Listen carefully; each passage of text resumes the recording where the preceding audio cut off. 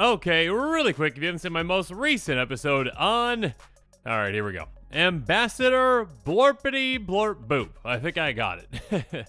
Fun to say, hard to say. Yeah, make sure you check that episode out to see what this, well, interestingly named commander does. But don't leave just yet, because this brand new Unfinity card has me saying, okay, now that's amazing. So to find out what this card does, well, let's jump into it.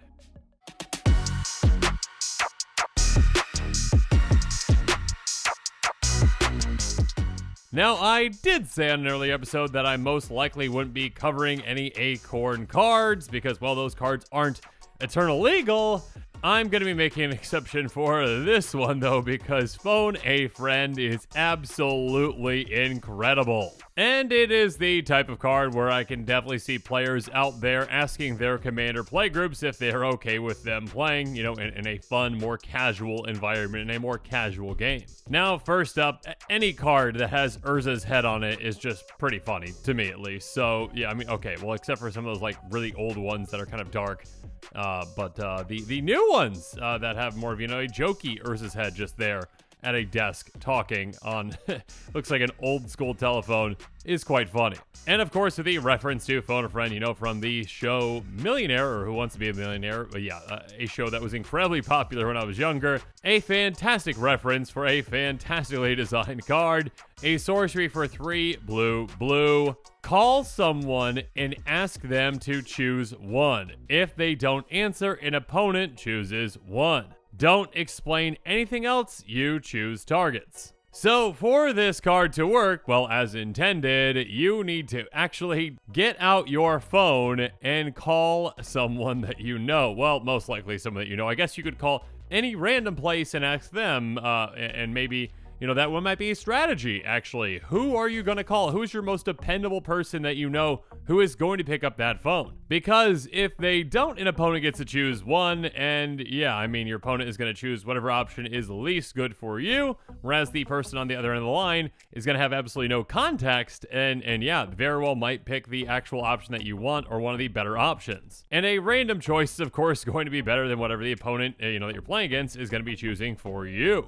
Now, something I believe probably should have been specified on this card is you probably should have to be on, you know, speakerphone to actually, you know, utilize this, because you could just be like, all right, I'm going to call my Aunt Jenny. Okay, calling her. Bring. Oh, hi, Aunt Jenny. Really quick, choose one of these options, A, B, C, or D. I'm sorry, I can't give you any context, just A, B, C, or D. Whatever comes to your mind first. Uh-huh. All right, you pick C. All right, thanks, Aunt Jenny. Yeah, because here's the thing. If you're on speakerphone, the other person does not know if your Aunt Jenny actually, well, number 1 exists, or number 2 actually answered the phone, and number 3 actually gave you an answer, and number 4, if that actual answer was the one that you said. So yeah, my assumption is that, you know, putting the phone on speakerphone is the way to do it. Regardless, let's quickly go through what those options are, and I probably should have said those already. Anyways, A, gain control of target creature you don't control. B, choose target creature you control, create 2 tokens that are each copies of it. C, take an extra turn for this one, and D, draw 7 cards. So this at 5 mana is pretty aggressively costed, actually, for each of those options. I mean, especially D, draw 7 cards. We really... I mean, we'll go through some comparable cards here in a bit, but yeah, I mean, this is pretty aggressively costed for, you know, stealing a creature for you, making you 2 copies of a creature you own, getting extra turn, that's huge, drawing 7 cards, obviously huge as well. Now, that being said, again, there is some strategy to, you know, who you're actually going to call with this. I mean, one thing you might think about is, again, let's say you've got an Aunt Barbara. Let's say you've got an Aunt Barbara, okay? Barbara starts with a B, so is your Aunt Barbara more likely to actually choose B if that's the one that you want, just because Barbara starts with B? I mean, that might occur. I mean, obviously, the more and more you play this card, the more and more, you know, used to players, you know, or, you know, players here, people you call patterns are when it comes to them, you know, picking a letter at random. And also, of course, you're going to get better and better about, you know, knowing who exactly to call, who is most likely to answer, you know, when you actually call them. So, yeah, a very interesting card that I definitely did not... Well, okay, I mean, I expected things that are very off the wall, but this is pretty cool.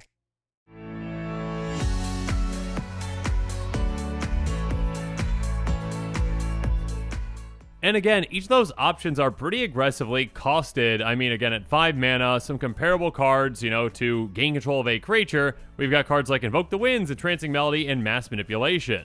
Invoke the Winds costs 5 mana as well, but this one has an incredibly specific casting cost. 4 blue pips, 1 blue, blue, blue, blue. So yeah, that can be very hard for a lot of decks out there to cast.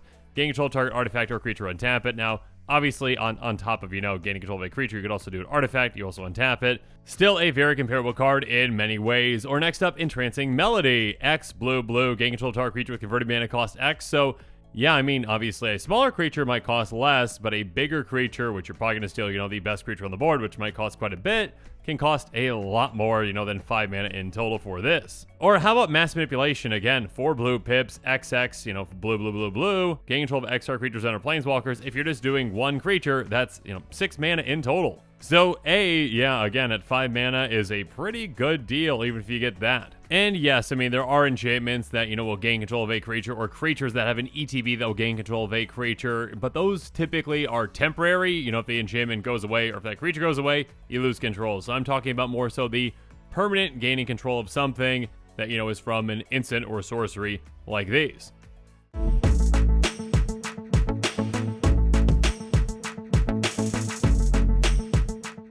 Next up, B at 5 mana, again making 2 copies of a creature you control. Rite of Application, Quasi-Duplicate, Cackling Counterpart are a couple of, comparable cards, somewhat comparable cards that came to mind. Rite of Application is going to make a token that's a copy of target creature, and if it's kicked, you get 5 of those tokens instead. So yeah, I mean, that could either cost 4 or 9, so somewhere in between, again, at 5 mana, you're making 2 copies. At least, I should say, again, when B is selected by whoever you called. And then Quasi-Duplicate just costs 3 to make 1 copy of a creature you control, but you can also jumpstart it to cast it again, so basically, 3 more mana, plus discarding a card, so 6 mana in total. Discard a card to make 2 copies. Or Cackling Counterpart, again, 3 mana to make 1 copy, but you can also flash it back for 7, so 10 mana in total for 2 copies. So yeah, 5 mana for 2 copies is really pretty efficient.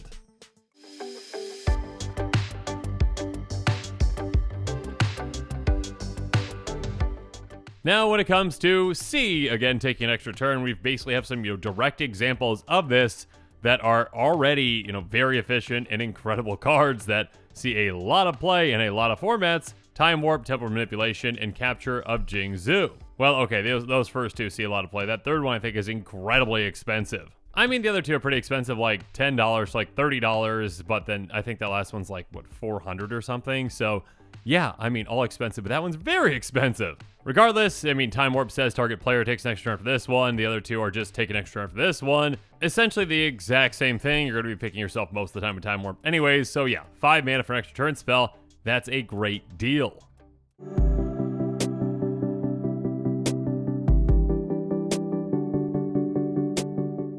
And speaking of a great deal, well, again, at 5 mana for our D option, we get to draw 7 cards, which is pretty incredible. I mean, some somewhat comparable cards to this are Overflowing Insight, Temporal Cascade, and Time Reversal. Overflowing Insight says target player draws 7 cards, so yeah, I mean, you can target whoever you want. Most of the time you're picking yourself anyways, but yeah, this costs an extra 2 mana. Speaking of which, there's Temporal Cascade at 7 mana as well. Each player shuffles their hand and graveyard into their library, or each player draws 7 cards, or you can entwine it for 2. We really don't see too many just, draw 7 cards, and this one is one of the very few, though this one does have everyone draw 7, so obviously there is somewhat of a downside to that. Speaking of which, I mean, Time Reversal is at 5 mana, and this one is somewhat similar to Temporal Cascade. Each player shuffles their hand and graveyard into their library, then draws 7 cards, exile Time Reversal. So this one's more like a wheel effect, that also kind of gets you in your graveyard. It basically just resets things and gives everyone 7 cards. Whereas Phone a Friend, you get to keep all those cards for yourself.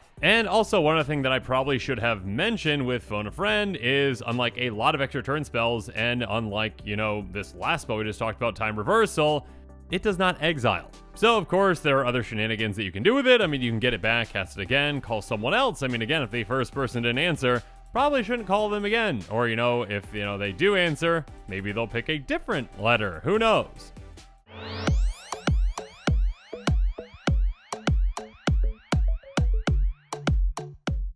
But now this episode is coming to a close. It's time for me to give you my final thoughts on Phone a Friend. Yeah, I mean, obviously there's a reason why this one is an Acorn card, not legal in Eternal formats. I don't expect any cards in the future to ever be like, hey, yeah, call somebody as part of the actual card. And this card is completely legal in any format. Now, that being said, obviously, Commander is a social format, so if you do want to play with this card, just talk. I mean, talk to your playgroup ahead of time. I'm sure there are going to be plenty of playgroups out there that are going to be like, yeah, I mean, if we're going to have a very, very casual game, maybe play some wacky off-the-wall decks, sure, we can allow Phone a Friend. Have fun calling someone and getting a random answer. But yeah, I definitely didn't expect a card like this, and there are definitely going to be even more exciting cards coming up, so make sure you stay tuned to this channel for more exciting spoilers and quick takes. And with that, the show is coming to a close, so it's my turn to hear from you. So the comments below, let me know your thoughts on this episode are, and as always, thanks again and have a good one. This show and episodes like this one are possible thanks to viewers like you. If you're looking for an easy way to help support this show, make sure that you like, share, and subscribe. Also, hit that bell notification icon so you don't miss any new episodes. You can also go check out our playmats and other merchandise at thecommandersquarters.com. We also have a ton of brand new t-shirt designs in stock, so make sure you check out those as well. Another easy way to support this show is with our TCG Player affiliate links. So whether you're buying a deck or individual cards, you can use this general link right here or one in the description. And the final way that you can support this show is by supporting us directly by becoming a patron. There are many benefits to being a patron, and I truly couldn't do this without all of their support.